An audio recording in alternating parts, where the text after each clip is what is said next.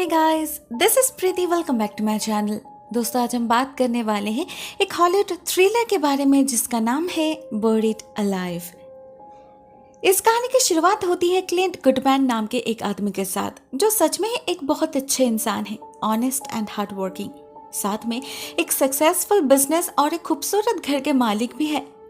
उसने सिर्फ 5 साल में अपने कंस्ट्रक्शन कंपनी को जिस मुकाम तक पहुंचाया है, वो कई लोग 10 साल में भी कर नहीं पाते। लेकिन इतना सब होने के बावजूद पता नहीं क्यों उसकी बीवी जोआना उससे खुश नहीं है। हर बात पे बहस करती रहती है, ऐसे क्लिंट को जैसे सहन ही नहीं कर पाती वो।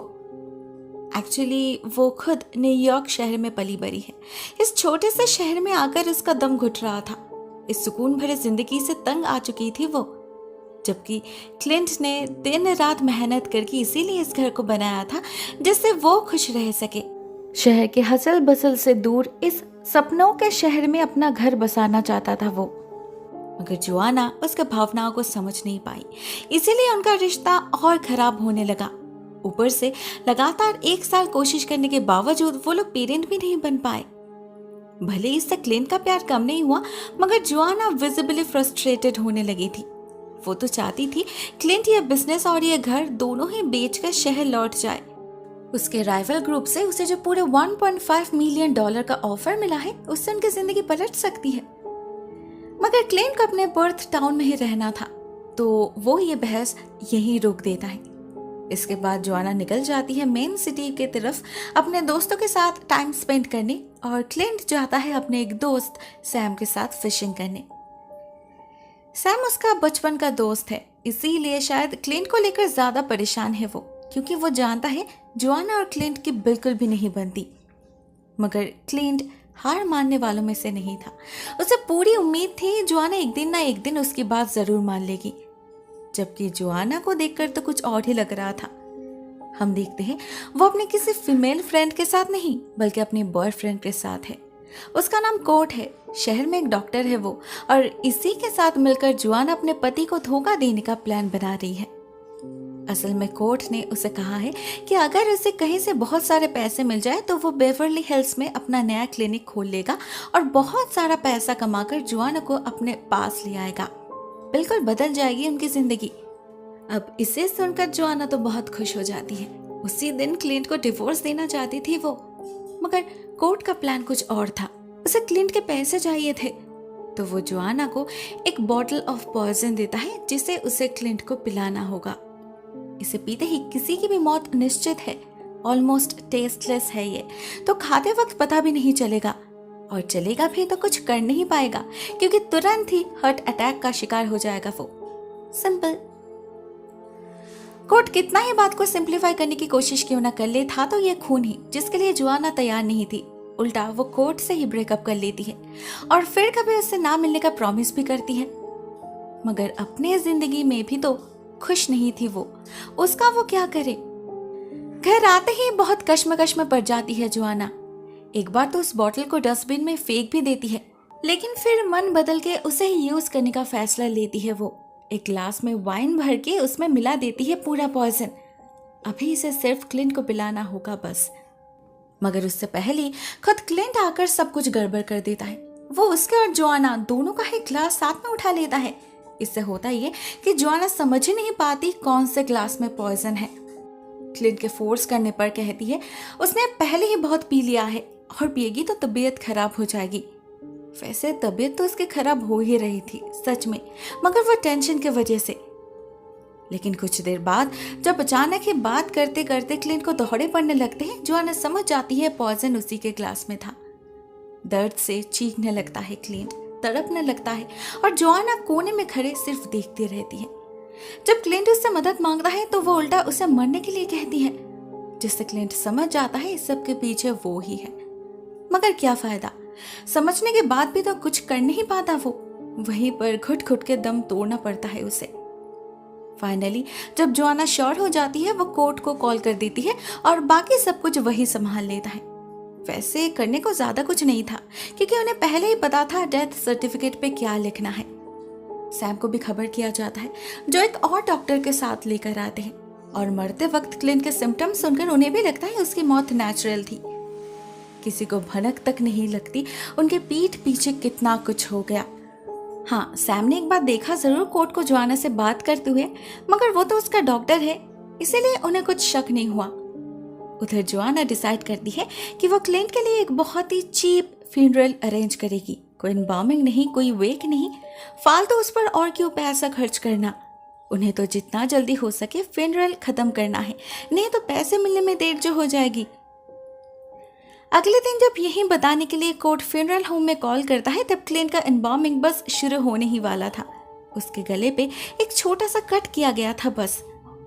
मना करने पर प्रोसेस को बीच रास्ते पे ही रोक दिया जाता है और क्लिंट को वैसे ही रख दिया जाता है।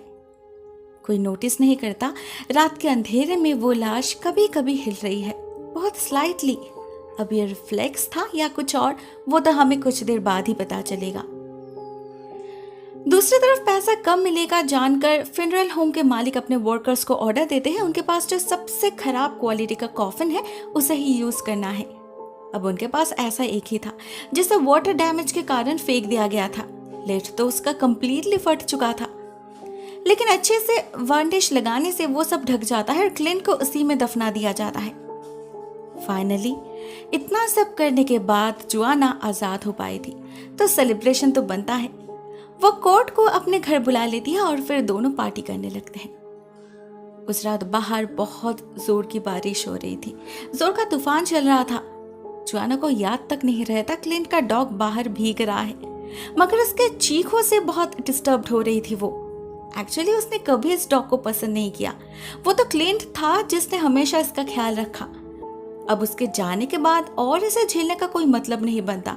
ये सोचकर जोआना हाथ में बंदूक उठा लेती है। शराब के नशे में चूर होकर उस बेजुबान जानवर को मारने जाती है वो। इनफैक्ट दो बार शूट भी करती है, बट लकीली एक भी गोली उस डॉग को नहीं लगती। उल्टा उसके केज का लॉक टूट जाता है जिससे वो भाग निकलता है। जा पहुंचता है ग्रेवयार्ड में और अपने मालिक के ग्रेव को ढूंढ कर बैठ जाता है। ठीक तभी एक मिरेकल विटनेस करता है वो।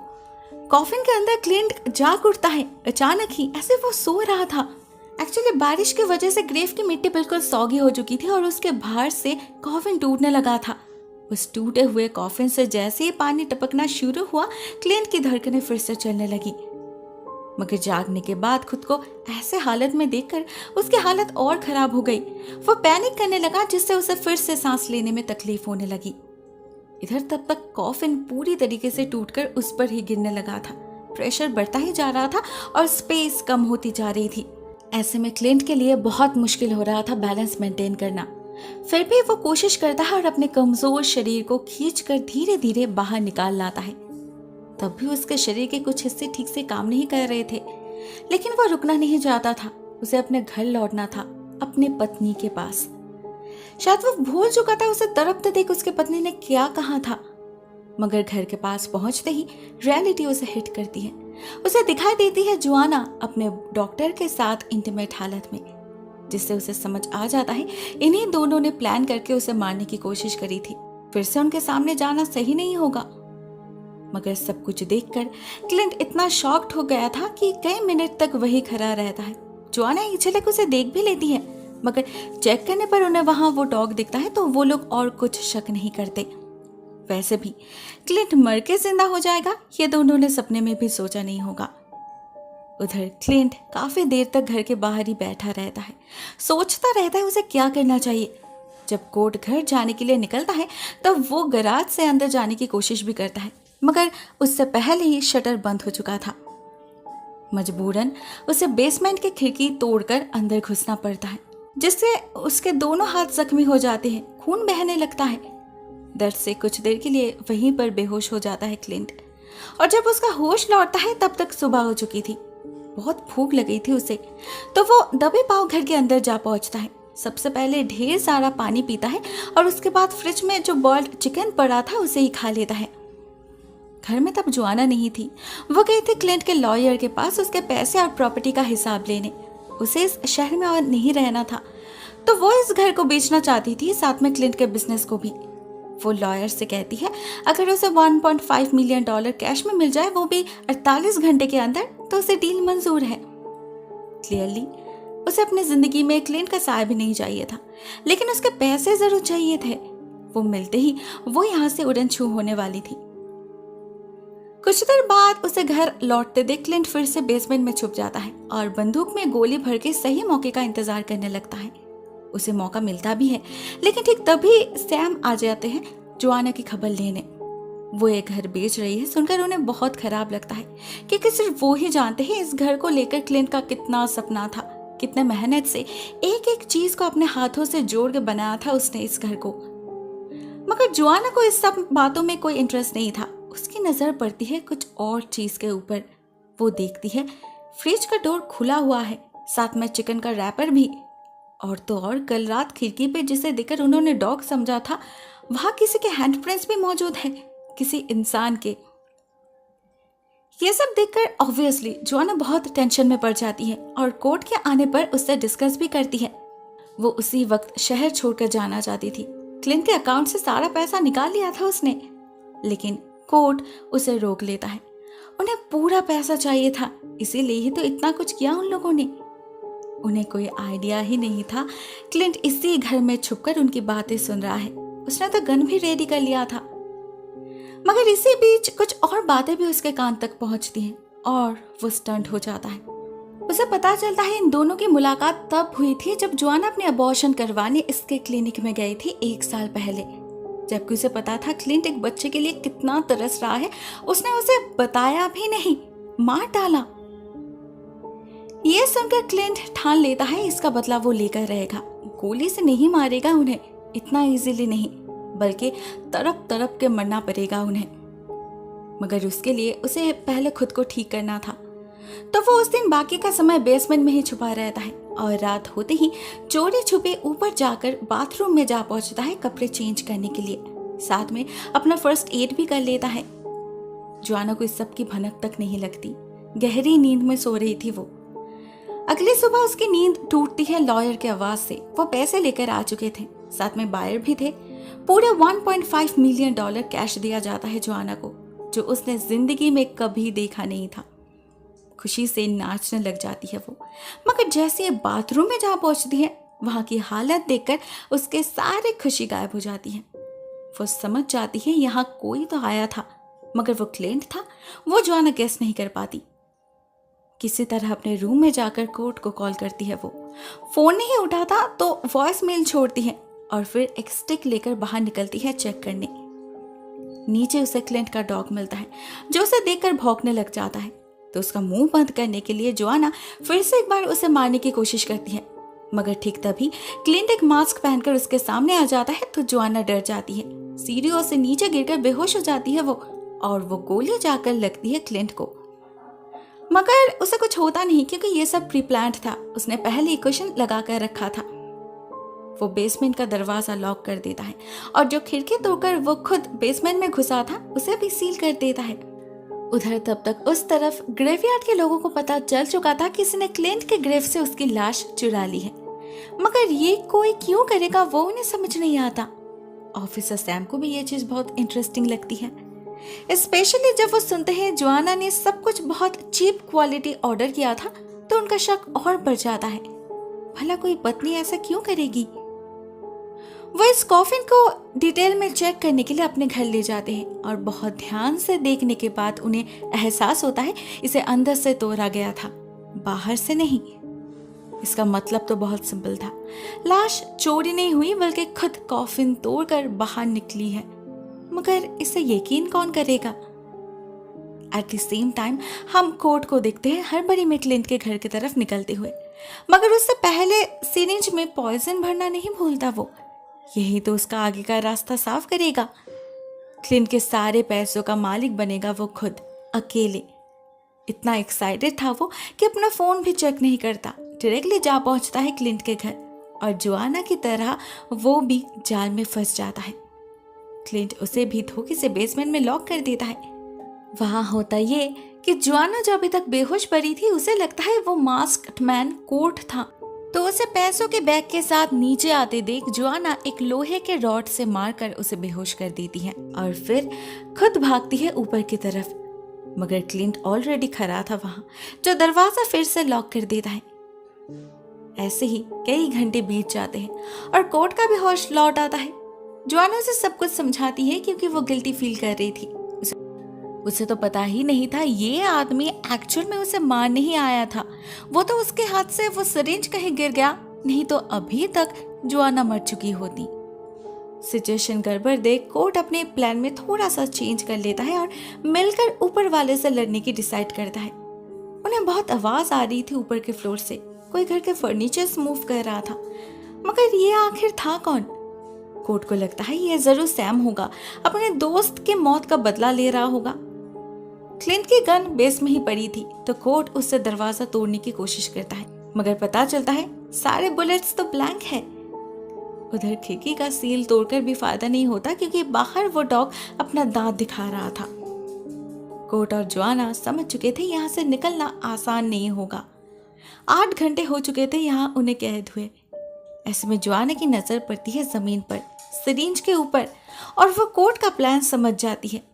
फोर्स करने पर कोर्ट भी सच बोल ही देता है कि उसका कभी कोई क्लिनिक का प्लान था ही नहीं। पैसे मिलते ही वो दूसरे देश में चला जाता और बैंक में पैसे रख के उसके इंटरेस्ट से पूरा लाइफ एंजॉय करता। इवन उसका फ्लाइट टिकट भी बुक हो चुका है। जोआना ये सब सुनकर बहुत नाराज हो जाती है और दोनों में हाथापाई शुरू हो जाती है। कोर्ट उससे सिरिंज छीन कर उसे ही इंजेक्ट करने वाला ही था, मगर ठीक तभी ऊपर कोई दरवाजा कोर्ट उससे सिरिंज छीन कर उसे ही इंजेक्ट करने वाला ही था कि ठीक तभी ऊपर कोई दरवाजा खोल देता है। कोर्ट और जोआना को लगता है वो लोग सैम से डील कर रहे हैं, उसे मैनिपुलेट कर पाना ज्यादा टफ नहीं होगा। मगर दरवाजे से निकलते ही उन्हें एक अजीब नजारा दिखता है।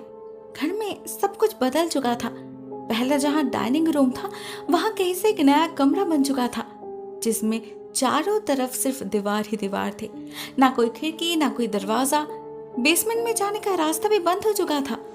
चिल्लाने पर उनके आगे एक और रास्ता खुल जाता है जो उन्हें किसी मेज की तरफ ले जाता है, मगर वहां भी कोई वे आउट नहीं था। वहां बैठे बैठे दोनों फिर से लड़ने लग जाते हैं, एक दूसरे को ही कोसते हैं। ऐसे में अचानक उनके बीच एक पैनल आ जाता है और दोनों अलग हो जाते हैं। इससे जोआना तो डर जाती है, मगर कोर्ट उल्टा खुश होता है। उसे लगता है सारा पैसा सैम को देने से वो जरूर उसे छोड़ देगा। लेकिन आगे बढ़ते ही उसे पता चल जाता है उसके सामने सैम नहीं खुद क्लिंट है। उसे देखकर कोर्ट इतना घबरा जाता है कि जमीन पर गिर जाता है और उसके पॉकेट में जो इंजेक्शन था वो उसी के पेट में घुस जाता है। क्लिंट को कुछ करना ही नहीं पड़ता, खुद ही अपनी जान ले लेता है वो। उधर जोआना के सामने और पीछे दोनों तरफ दोनों रास्ते एक साथ ओपन होता है। वो सामने जाने की डिसाइड करती है, मगर क्लिंट उसे डराकर दूसरे तरफ भेज देता है जहां एक क्रॉल स्पेस बना हुआ था।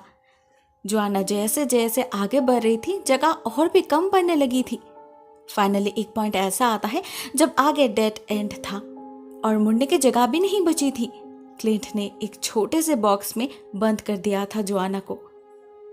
ऐसे में जब जोआना डर से चिल्लाने लगती है तो फाइनली क्लिंट उसके सामने आता है, उसे उसके करतूत याद दिलाता है और फिर कोर्ट की लाश और पैसों से भरे ब्रीफकेस डाल के उसका बॉक्स सील कर देता है जिससे वो और कभी बाहर निकल ना पाए।